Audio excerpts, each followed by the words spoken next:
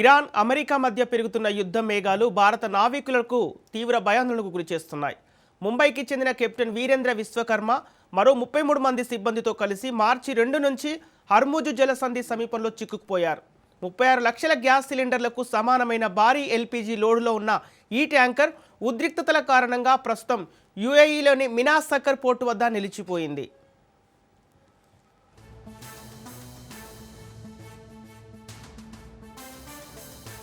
అక్కడి భయానక పరిస్థితులను కెప్టెన్ వీరేంద్ర స్వయంగా వివరించారు. మేము రోజు ఆకాశంలో క్షిపణులు, డ్రోన్లను ఎగరవేయడం చూస్తున్నాం.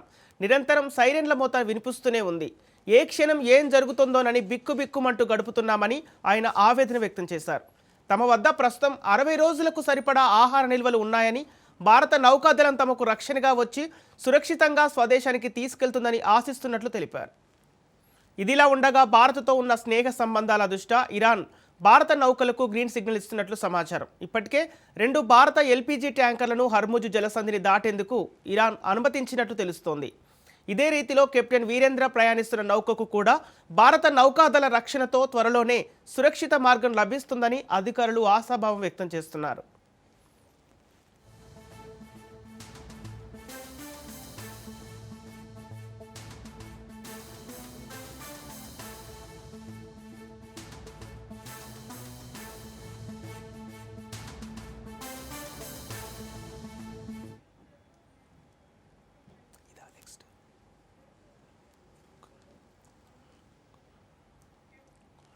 హర్ముజ్ జలసంధిలో నౌకలను అడ్డుకుంటే దాడులు ఉధృతం చేస్తామని అమెరికా అధ్యక్షుడు ట్రంప్ సంచలన వ్యాఖ్యలు చేశారు.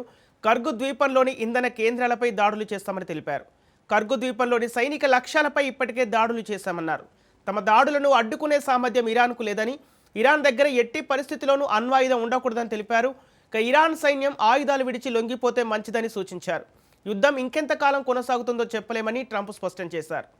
ఇక ఇదే అంశానికి సంబంధించి మరిన్ని అప్డేట్స్ మా ఇన్పుట్ ఎడిటర్ శ్రీకాంత్ లైవ్ ద్వారా అందిస్తారు.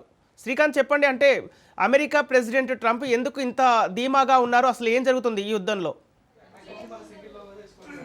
Sampath, good morning. ఒకవైపు ఇరాన్, ఇజ్రాయెల్, అమెరికా యుద్ధ మేఘాలు కమ్ముకుంటూనే ఉన్నాయి.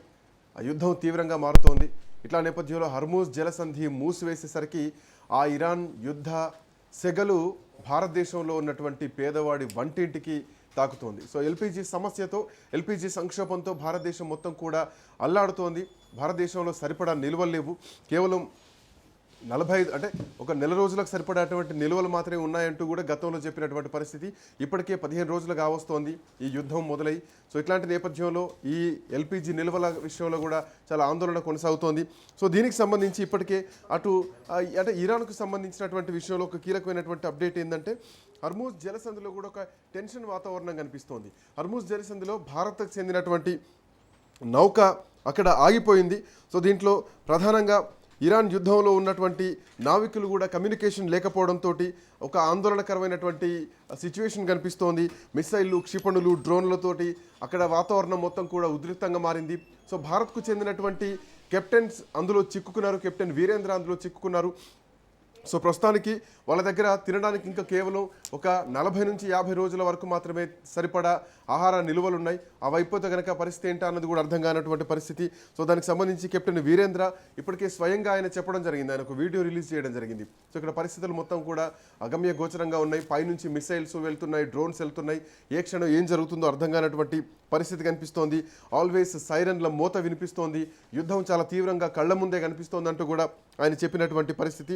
సో ఇట్లాంటి నేపథ్యంలోనే ఈ నౌక ఏదైతే ఉందో, భారత్కు చెందినటువంటి నౌక, ప్రస్తుతానికి మాత్రం ముంబైకి చెందినటువంటి ఈ వీరేంద్ర విశ్వకర్మతో పాటు ఇంకా 33 మంది సిబ్బంది అందులో చిక్కుకున్నారు. వీళ్ళు మార్చి 2వ తేదీ నుంచి అక్కడే చిక్కుకొని హర్ముజ్ జలసంధిలో చిక్కుకొని పోయినారు.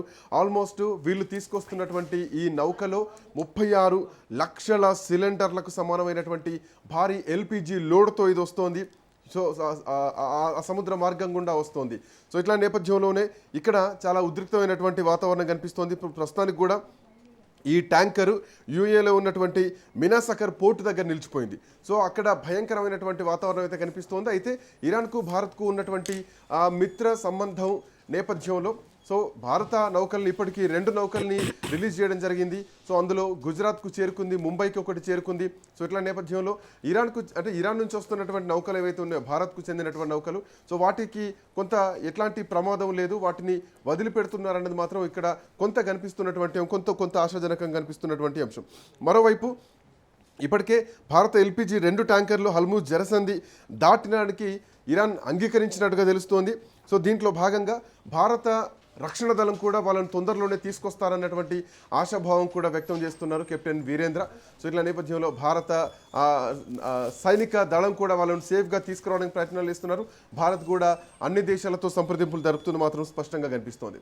ఇక ఈ అంశం ఇట్లా ఉంటే హర్మూజ్ జలసంధిలో నౌకల్ని ఆపితే గనక ఖచ్చితంగా దాడి చేస్తామంటూ ట్రంప్ ఇప్పటికే ఒక హెచ్చరిక జారీ చేశారు.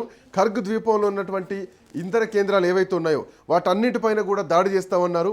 ఈ ఖర్గ్ అనేది ఏంటంటే పశ్చిమాసియా సంబంధించి పశ్చిమాసియాలో ఉన్నటువంటి ఇరాన్కు సంబంధించినటువంటి ఒక వ్యూహాత్మకంగా ఉన్నటువంటి ఆర్థికపరమైనటువంటి ఒక ఐలాండ్ ఖర్గ్ అని చెప్పాలి. సో దానిపైన యుఎస్ బలగాలు కూడా దాడి చేస్తాయంటూ హెచ్చరికలు జారీ చేశారు. సో ఈ విషయాన్ని దాడి చేశామంటూ కూడా ఇప్పటికే తన సోషల్ పోస్ట్ ఏదైతే ట్రూత్ సోషల్ ఉందో సో దాంట్లో ఇప్పటికే ట్రంప్ కూడా దీన్ని పోస్ట్ చేయడం జరిగింది. సో ఏదేమైనా కానీ అటు ఇరాన్, ఇజ్రాయెల్, అమెరికా యుద్ధం కారణంగా భారతదేశంలో మాత్రం తీవ్రమైనటువంటి పరిణామాలే కనిపిస్తున్నాయి. ఆల్మోస్ట్ 80% ఈ ఎల్పిజి నిక్షేపాలన్నీ కూడా ఇరాన్ నుంచే, ఈ సముద్ర మార్గం నుంచే మనకు వస్తూ ఉంటాయి. సో అట్లా నేపథ్యంలో భారత్లో మాత్రం తీవ్రమైనటువంటి కొరత ఎదురవుతోంది.